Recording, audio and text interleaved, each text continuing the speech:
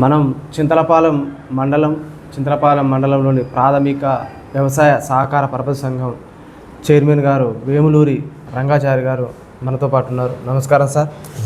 Sir, మరి ఈ society ఏ సంవత్సరం నుంచి నడుస్తున్నది? ఈ సొసైటీ ఆధ్వర్యంలో రైతులకు ఎలాంటి సౌకర్యాలు కల్పిస్తున్నారు సార్? సొసైటీ గత 40 ఏళ్ళ నుంచి ఉంది సార్. ఇక్కడ 40 ఏళ్ళ క్రితమే అది మొత్తం ఫస్ట్ నుంచి. సరే, ఈ బిల్డింగ్ వచ్చి పక్కా బిల్డింగ్ వచ్చి ఒక 20 సంవత్సరాలు 15 సంవత్సరాలు అవుతుంది.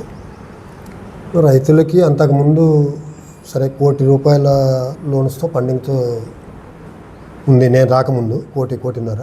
ఇప్పుడు అది 10-11 కోట్లకి అభివృద్ధి చేసుకున్నాం. అంటే ఎల్టీ లోన్ల ద్వారాగానైతేనే, ఎస్ఏఓ క్రాప్ లోన్ల ద్వారాగానైతేనే, ఇంకా రైతులకు అవసరమైన గోల్డ్ లోన్ ఇంకా చేసుకుంటూ సొసైటీని డెవలప్ చేశాం. ఈ సొసైటీ నిర్మాణంలో కానీ మీరు రైతులకు చేస్తున్న సేవా కార్యక్రమం అంటే సబ్సిడీ, ఎరువుల సబ్సిడీ విషయంలో కానీ, టార్పాలను అందించడంలో కానీ, రైతులు పంట కొనుగోలు కేంద్రాలు ఎన్ని ఓపెన్ చేశారు? అటు నిర్వహణ తీరు ఈ సొసైటీ ఆధ్వర్యంలో ఎలా ఉంది? కొనుగోలు కేంద్రాలంటే మనకి ప్యాడీ తక్కువ సార్. ఇక్కడ అన్ని వాణిజ్య పంటలు, పత్తి, మిర్చి సరే తక్కువ ఉన్నాయి. అయినా మండల హెడ్ క్వార్టర్ కాబట్టి తప్పనిసరి చేయాలనే అధికారుల ఆదేశాలతో సెంటర్ ఓపెన్ చేసినాం. రావటం కూడా అంతా ఒక లారీ 6 లారీ వస్తే అయినా దాన్ని మనం సిఇఓ గారు, మా సిబ్బంది వచ్చిన రైతుని ఎమ్మడ పెట్టుకొని పోయి ఆ మిల్లు వచ్చిన ఒక లారీ అయినా శ్రద్ధ చేయకుండా పంపించడం జరుగుతుంది. ఇప్పుడు ఈ సొసైటీ ఆధ్వర్యంలో ప్యాడీ సెంటర్లు ఎన్ని ఓపెన్ చేశారు సార్? ఒకటే సార్. ఇది ఒకటి సార్. అంటే ఏ రకం? అంటే దొడ్డు సన్న బియ్యాలు, సన్న ఒడ్లు ఒకటేనా? దొడ్డు రకం లేదు, ఇంతకుముందు దొడ్లు ఉండే, ఇప్పుడు సన్న. మీరు మీ సొసైటీ ఆధ్వర్యంలో ఎంత సేకరణ చేస్తున్నారు ధాన్యాన్ని? లేదు సార్, ధాన్యం తక్కువ. మనకి ఈ సొసైటీ పరిధిలో ధాన్యం తక్కువ. మీకు పంట తక్కువ. పంట అంతా పత్తి మిర్చి. మరి పత్తి మిర్చి కొనుగోలు కేంద్రాలు ఉన్నాయా? లేవు సార్. ఇక్కడ మీరు కూడా ఏం ఓపెన్ చేయాలి. ఇప్పుడు ఈ సన్నధాన్యానికి మద్దతు ధర ఎంత వస్తున్నది? దాంతోపాటు ఆ బోనస్ లభిస్తుందా సార్? బోనస్ 500 ఇస్తున్నారు. తక్కువ కదా మనకు వచ్చేదే, 2 లారీలు కాదు పెద్ద. ఇక్కడ ఈ కొనుగోలు కేంద్రంలో ఒక సొసైటీ ఉందంటే సౌకర్యాలు లేవు అని అనిపిస్తుంది సార్. మరి ఎలాంటి సౌకర్యాలు? లేదు సార్. నిన్న కూడా కర్లపూడి సుబ్బారావు అనే రైతు నా దగ్గరికి వస్తే మా సిఇఓ గారికి ఫోన్ చేసి, నేను బయట ఉన్నా, నన్ను అడుగుతారు వాళ్ళు. వాడినిచ్చేదే 1-2 రైతులు, వాళ్ళకి ఎట్లా పరిచయం కాబట్టి అడిగారు. నన్ను అడిగితే ఏమంటే సిఇఓ గారు చెప్పి ఇట్టున్నాయంటే సుబ్బారావు గారు వస్తాడు. పోయినసారి కూడా ఒక 100 క్వింటాలు ఎంత అయితే ఆయన పంపించిన అది. ఆయన ఇక సింటు లేదు, మిల్స్ తీసుకోమన్నారు. లేవు సార్, అసలు ధాన్యం లేదు మన దగ్గర.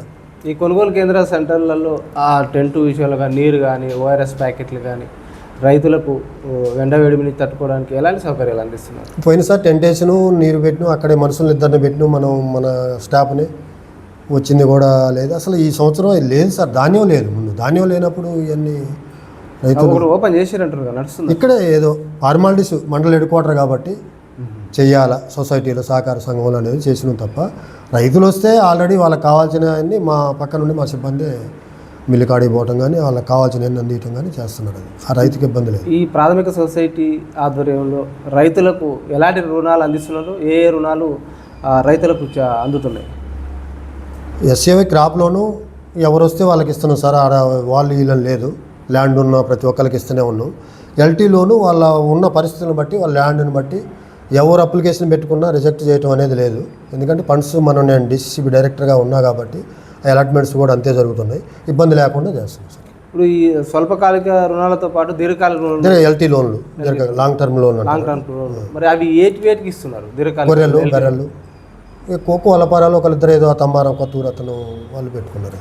సార్, ఇటీవల రుణమాఫీ గవర్నమెంట్ చేసింది సార్. ఎంతమంది రైతులకు రుణమాఫీ జరిగింది, ఎంతమంది జరగలేదు? మ్యాక్సిమం వచ్చినాయి సార్. అది కొద్దిగా 10%, 20% ఉన్నట్టు. చాలా మంది రైతులు మాకు ఆవేదన వ్యక్తం చేశారు. ఇక్కడ సహకార మా పరిధిలో మాత్రం మ్యాక్సిమం వచ్చిన, కొంతమంది కాలేదు అంటున్నారు. కొద్ది మందికి అది ఏదో 50% కాలేదు. లేదు, మా దగ్గర 80% దాకా అయింది.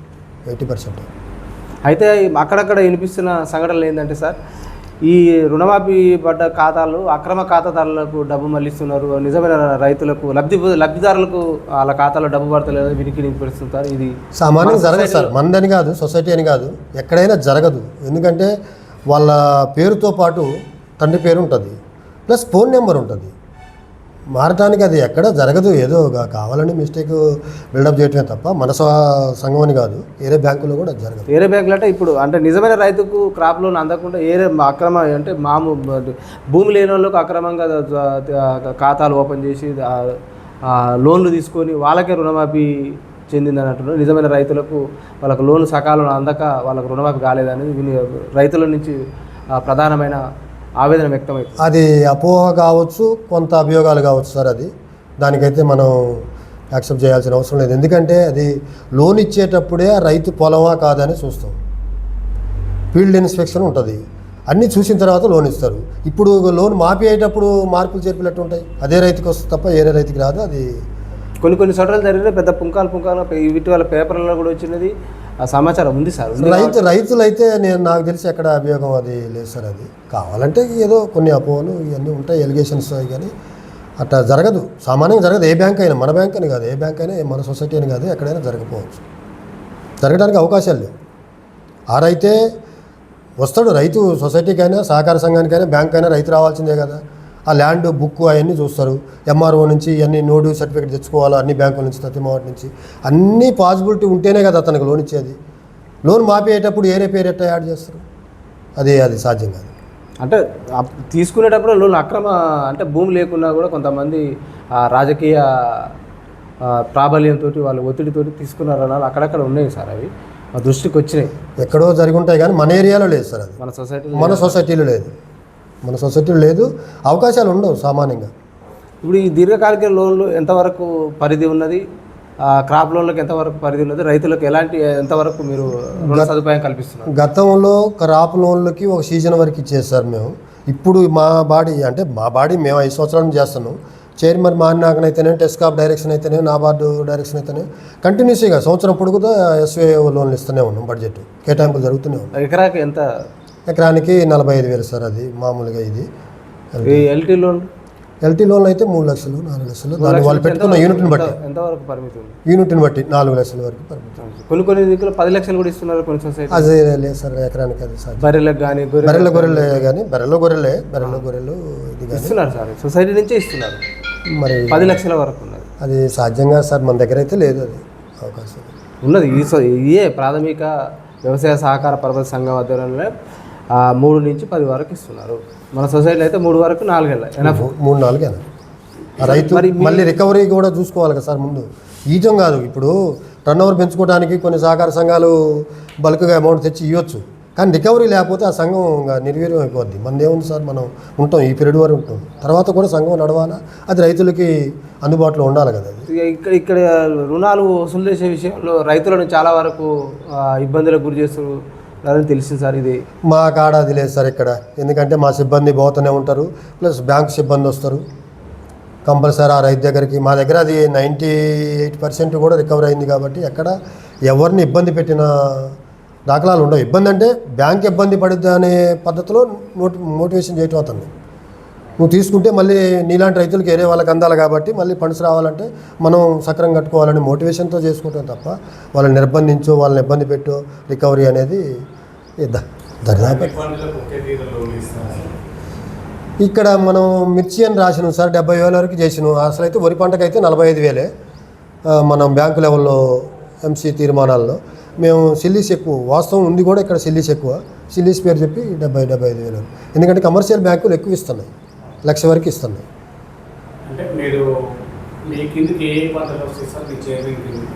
మనం ఇక్కడ రైతు వేసుకున్న పంటలు ఏది పెట్టుకున్నా అన్ని పంటలు.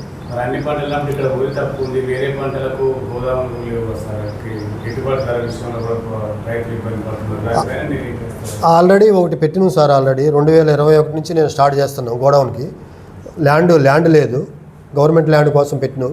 అప్పుడున్న ఎమ్మెల్యేతో లెటర్ రాయించను, నేను డీసీఓతో ఆ ప్రాసెస్ అంతా ఈ 3-4 సంవత్సరాలు నడిచింది. గవర్నమెంట్ ఏదో ల్యాండ్ అలాట్మెంట్కి కొద్దిగా లేట్ చేసింది అప్పుడున్న కలెక్టర్.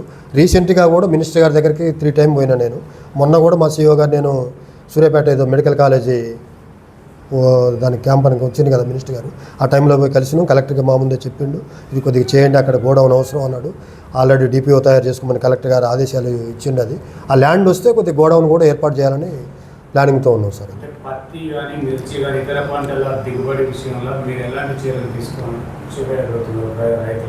పత్తి, మిర్చి అంటే మిర్చికి చేయగలం సార్. పత్తి కంటే వాళ్ళు స్టాక్ పెట్టుకునేదే తక్కువ, గోడౌన్లో పెట్టుకునేది.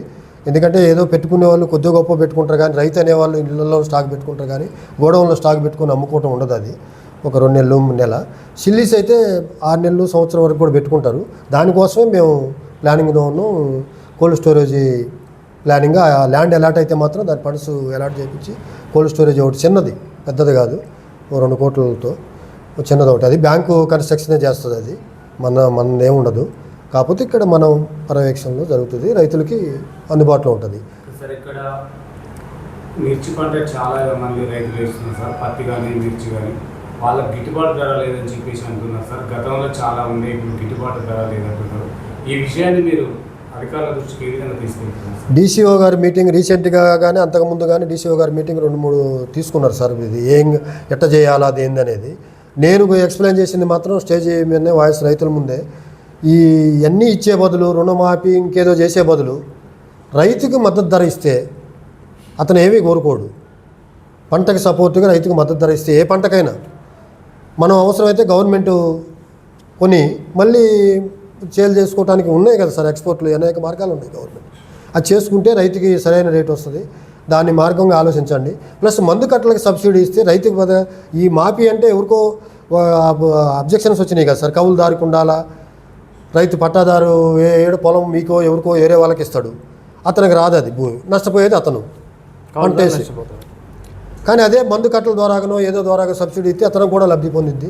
మనం గవర్నమెంట్ పెట్టే ఖర్చు అని నేను ఎక్స్ప్లెయిన్ చేయడం మీటింగ్లోనే చెప్పడం జరిగింది సార్. డీసీఓ ఆఫీస్ కానీ జేసీ గారు ఆర్డీఓ గారు ఆలోచన కానీ ఇక వాళ్ళు ప్రపోజల్స్ రాసుకొని పంపించారు, మొత్తం స్టేట్ లెవెల్లో చూడాలి కాబట్టి అది కాదు. సార్ ఈ కాంగ్రెస్ ప్రభుత్వం బోనస్ 500 ప్రకటించింది సార్ ఓన్లీ సన్నవడ్లకు. ఇక్కడ సన్నవడ్ల పంట అయితే తక్కువ సార్, తక్కువ, చాలా తక్కువ, మొత్తం దొడ్లే ఉంది, ఉపయోగం లేదు. ఈ మిగతా పత్తి కానీ మిర్చికి కానీ కూడా బోనస్ ఇచ్చే విధంగా ప్రభుత్వం దృష్టి మీరు తీసుకెళ్తున్నారా? రైతులు ఇదే మెయిన్ ఈ ఆవేదనతో చాలా మందికి రైతున్నారు సార్.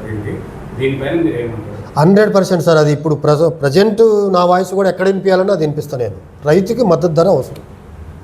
ఇప్పుడు మిర్చి ఉంది సార్, పంట బాగా పోయిన సంవత్సరం ఏమో పంట పండలేదు, రేట్ ఎక్కువ ఉంది. ఈ సంవత్సరం పంట పండింది, రేట్ లేదు. ఆ రైతులను చూస్తే నేను రైతునే కదా, మొత్తం మనం రైతుల మధ్యనే ఉంటున్నాం, రైతులమే మనం. కానీ అదే రేటు ఉంటే వీళ్ళు ప్రతి మిర్చి రైతు హ్యాపీగా ఉండేవాడు. దానికి మద్దతు ధర ఎక్స్పోర్ట్ కారణాలు కావచ్చు, ఇంకొకటి కారణాలు కావచ్చు. కానీ గవర్నమెంటే రిస్క్ తీసుకుని 10,000 కోట్లు 5,000 కోట్లు దానికి పే చేసి గోడౌన్లు కట్టించి వేరే లాగా ఇప్పుడు అంతకుముందు ఎప్పుడో 40-50 ఏళ్ళ క్రితం కట్టిన ఎఫ్సిఐ గోడౌన్లు అదే టైపులో ఈ కోల్డ్ స్టోరేజీలు కూడా కట్టి ఆ గవర్నమెంట్ దానికి రైతు కోసం సర్వీస్ చేస్తే రైతు చాలా హ్యాపీగా ఉంటాడు. రైతు హ్యాపీగా ఉంటే దేశం హ్యాపీగా ఉంటుంది, వ్యవస్థ హ్యాపీగా ఉంటుంది. సార్ ఇప్పుడు ఈ 500 బోనస్ చిత్తలపాలెం మండలంలో ఫెయిల్ అయినట్టు అనుకోవచ్చు? ఫెయిల్ కాలేదు సార్, పంట లేదు కదా, అంత లేదు, వచ్చిన రైతుకి వస్తుంది. పెట్టిన రైతుకే రావాలంటే చాలా మంది పెట్టలేదు కదా సార్ సన్న ఓట్లు. మరి పెట్టని వాళ్ళకి వాళ్ళు కోరరు కదా, వాళ్ళ అవసరం కూడా లేదు. ఎందుకంటే బయట రేటు కూడా బాగుంది సార్, అది లావుడ్లు బయట రేటు కూడా బాగుంది వాళ్ళకి, వాళ్ళు ఏం కోరుకోరు. ఇప్పుడు సన్న ఓట్లు రైతు బయట తక్కువ ఉంది కాబట్టి గవర్నమెంట్ సపోర్ట్గా ఒక 500 ఇస్తుంది. సార్ ఇక్కడ రైతులు ఎందుకు వరిపై దృష్టి పెట్టట్లేదు సార్? వాణిజ్య పంటలు బాగున్నాయి సార్ అంతకుముందు. సరే ఇప్పుడు తెగుళ్ళు ఈ రావటం 4-3 సంవత్సరాల నుంచి కొద్దిగా బ్యాక్ అయింది, కానీ అంతకుముందు కొద్దిగా పర్వాలేదు. రైతుకి 10 క్వింటాలు మిర్చి పత్తి పండినా కానీ 10-12 క్వింటాలు యావరేజ్ పండిద్ది. 8,000-7,000 ఉందంటే అతనికి వచ్చేది పెట్టుబడి 30-40,000. ఖర్చులు బాగున్నావు, కవులు బాగున్నావు, 10,000-5,000 మిగులుతాయి అనే ఆశ అతనికి. ప్లస్ వాటర్ సౌకర్యం అంత గతంలో లేదు, లేదు. ఇప్పుడు లిఫ్ట్లు వచ్చినాక ఊరి పెట్టాలంటే నీ వాటర్ సౌకర్యం ఉండాలి కదా సార్. మాది కాలువక లాస్ట్ కొద్దిగా ఇబ్బంది. ఇప్పుడు లిఫ్ట్లు అవుతున్నాయి, ఇప్పుడు కూడా కొద్దిగా దృష్టిగా కూడా పెడుతున్నారు రైతులు. ఇక్కడ మంత్రి గారు నీటిపారుదల శాఖనే సార్, మరి రైతులకు ఏమన్నా అంటే కాలువల ద్వారా కానీ నీళ్ళ నుంచి ఏర్పాట్లు చేస్తున్నారు? 100% సార్. ఆయన ఉండటం వల్ల ఈ రైతు అదృష్టవంతుడు. కాకపోతే రేట్ లేదు, అది దురదృష్టం. కానీ పంటలు పండించుకోవడానికి మంత్రి గారి సపోర్ట్ మాత్రం 100% ఉంది. ఎందుకంటే లిఫ్టుల మీద ఆయన ఆదేశాలు, ఆయన పర్యవేక్షణ అధికారులని చేయటంలో 100% అది ఆయన దృష్టి ఉంది. ఓకే సార్, మీరు ఒక చైర్మన్తో పాటు మీరు ఒక రైతులు సరే, ఈ మండలం కాకుండా వేరే మండలాల్లో కూడా రైతు అనేటోడు కోతుల బారి నుంచి చాలా ఇబ్బందులు పడుతున్నారు సార్. ఏ పంట వేయాలన్నా కూడా భయపడుతున్నారు, ఊరి తప్ప వేరే వేస్తలేదు. ఈ నిర్మూలన కోసం గత ప్రభుత్వం విఫలమైంది, మీ ప్రభుత్వం ఏం చేయబోతుంది సార్? ఇక కోతులు అనే దానికి ప్రభుత్వాన్ని మనం దృష్టి పెట్టడం కూడా కొద్దిగా భావ్యం కాదేమో సార్. అది ప్రజలు ఆవేదన వ్యక్తం చేస్తారు. ప్రభుత్వం 100% ఆవేదనలో బాగా నేను కూడా ఉన్నా, నేను కూడా బాధపడుతున్నా. ఇళ్లలో కూడా వచ్చి కోతులు ఇబ్బంది పడుతున్నాయి. కానీ దాన్ని ప్రభుత్వాన్ని పెట్టలేం కదా సార్. కొంత పొరపాటు ఏంటంటే అడవులు నిర్వీర్యం కావటం, కోతులు ఊర్లోకి రావటం, ఆ సంఖ్యాపరంగా పెరగటం అవి ఇబ్బంది అయింది. కానీ అది ఒక ప్రభుత్వం చేసేది కాదు, అది కింద స్థాయిలో ఎవరు చేయాలి సార్ మరి అది? కింద స్థాయిలో ప్రజల్లో కూడా లోపం ఉంది. పోయినసారి 10 ఏళ్ళు పరిపాలించిన కేసీఆర్ గారు వానలు వాపసు రావాలి, కోతులు వాపసు అడవులో పోవాలని నినాదం ఇచ్చిండు. అది సక్సెస్ కాలేదు. ఇప్పుడున్న ప్రజెంట్ కాంగ్రెస్ ప్రభుత్వం, మీరు ఒక రైతుల పక్షాన ఒక చైర్మన్గా ఉన్నారు పీసీసీ ప్రాథమిక సొసైటీకి, మీరు గవర్నమెంట్కి సూచన చేయాలి. ఏ విధంగా చేస్తారు మీరు? ఏ విధంగా చేసినా అది కొంత లోకల్ జనంలో రావాలి. అది అవేర్నెస్ ఒక ప్రభుత్వం మీదనే పెట్టడం కాదు. ప్రభుత్వం ఇంతకుముందు సాధ్యం కాలేదు, కేసీఆర్ గారు సాధ్యం కాలేదు అంటమే కానీ సాధ్యం కాలేదు అనేది మీరు అంటున్నారు. కాకపోతే అది కింద స్థాయి నుంచి కూడా రావాలి సార్. చెట్లు పెంచాలా, ప్రజలంటే వాస్తవం, అది ఇబ్బంది సార్. అది వాస్తవం మీరు అంటున్నా కాదు, రైతుల పక్షాన ఉంటాం. మీరు కూడా రైతే, మీ ఇంట్లో కూరగాయలు వేసినా దక్కవు, మీ పొలాల కూరగాయలు వేసినా దక్కవు. అందుకోసం రైతులు ఎదురు చెప్పుకున్న ఒరి వైపుగా మళ్ళీ ఇస్తున్నారు. మీరు చైర్మన్గా ఉండి పశువు పోషణ పైన మీరు రైతులకు ఎలాంటి సూచన సలహాలు చేస్తున్నారు సార్? ఎందుకంటే ఆది శాతం కూడా తగ్గిపోతుంది. ఎవరు కూడా పశువుల వైపు అంటే సాధారణ ఆలోచన లేదు. అట్లాంటి వాళ్ళు మీరు ఎలాంటి సలహాలు సూచన? ఇప్పుడు ఎక్కడ దాకా చిన్న ఉదాహరణ సార్, మా దగ్గరికే తంబారపోళ్ళు ఎవరు మా సీఓ గారిని కలవడానికి వచ్చి గొర్రెల్లోనని పెట్టుకుంటారు. అక్కడ ఏంది లిమిట్ ఉంటుంది. గొర్రెలు పెంచాలంటే అడవి కావాలి, 25%, 50% అని. ప్రతిదీ గొర్రెలు అంటే కొద్దిగా వాళ్ళ ఖర్చు తగ్గిద్దన్న ఆలోచనతో అది పెట్టుకుంటారు. గేదెలు పెట్టుకుంటాయా, అడవి లేదు, అడవి లేకుండా అడవులేం పెంచరు, అడవులేమో పొలాలు చేస్తున్నారు, గొర్రెలు లేవు, లేనిదని ఇచ్చి మాకు తెలిసి తప్పు చేయటమే కదా మేము అని వాళ్ళకు ఒకరిద్దరికి చెప్పగలం కానీ వాళ్ళని కింద స్థాయిలో చేయలేం కదా. ఇప్పుడు కేసీఆర్ గారు చేసిండు అన్నారు, చేసిండు, వాస్తవం ప్రకటన చేసిండు. కింద స్థాయిలో ఇంప్లిమెంటేషన్ కావాలి. అది ఈ ప్రభుత్వం అయినా ఇంకో ప్రభుత్వం వచ్చినా చేస్తర స్థాయి నుంచి నడవాలి సార్. అది గొర్రెల మేపకానికి కొంత ఇప్పుడు ఈ షెడ్ల ద్వారా కూడా పెంపకం జరుగుతుంది. ఇప్పుడు పౌల్ట్రీ 100% అది పౌల్ట్రీ ద్వారా ఎట్లా అడవులు ఉండాలా, చెట్లు ఉండాలా. అది గొర్రెలే కాదు ఏదున్నా అప్పుడు కోతులు బెడద తగ్గిద్ది, పశుపోషణ పెరిగిద్ది, ఇక పాడి కూడా పెరిగిద్దండి. అన్ని రకాలుగా ఉంటుంది. కానీ అది నిర్వీర్యం కావటం వల్లనే మనం ఇబ్బంది. ఇప్పుడు ముప్పడిగా పరిశ్రమలు ఆహ్వానించడం కూడా కొంత ఇది సార్. మన సొసైటీ ఆధ్వర్యంలో సంవత్సరానికి ఎన్ని మీటింగ్లు నిర్వహిస్తారు? ఆ మీటింగ్లలో రైతులకు ఎలాంటి ప్రయోజనకరమైన? ప్రతి రైతుకి మేము తమ్మకా ద్వారా కూడా తెలియపరుస్తుంది సార్. ఎందుకంటే వాళ్ళు రావడానికి ఇప్పుడు మా బాడీ ఉంది, నిజాయితీకి చెప్పుకుందాం తప్పలేదు. ఎక్కడ ఏ బాడీ అయినా జరిగేది అది.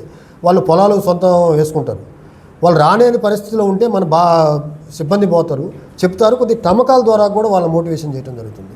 తమ్మకం వేయించి డబ్బుకు జనరల్ బాడీ మీటింగ్లో ఎలాంటి నిర్ణయాలు తీసుకుంటారు? రైతులకు ఏమైనా ప్రయోజనకరంగా ఉంటున్నాయి? ఉన్నాయి, 100% ఉపయోగించుకోమని చెప్తుంది సార్. మనం ఏది బ్యాంకు ఇచ్చిన సొసైటీ బైలా నామ్స్ ప్రకారం అది 100% బ్యాంక్ ఇచ్చే డైరెక్షన్ కానీ మనకి ఇక్కడ ఉన్న వనరులను బట్టి కానీ 100% ఉపయోగించుకునే వాళ్ళనేది మనం రైతుల్లో మనం ఒకళ్ళం కాబట్టి కొద్దిగా సొసైటీ చైర్మన్గా బ్యాంకు డైరెక్టర్గానే కాకుండా రైతుల్లో ఒకనే కదా, నేను కూడా సభ్యుల్లో ఒకనే కదా. నేను ఎక్కడి నుంచి మీరు ఫైనల్గా మీరు ఒక రైతు చైర్మన్గా ఈ పంట మార్పిడి విషయంలో కానీ, ఈ గిట్టుబాటు ధర విషయంలో కానీ, ఈ రైతులకు సాగునీరు విషయంలో కానీ, ఫైనల్గా మీరు రైతు ఏం చూసినా తీయాలనుకుంటున్నారు సార్?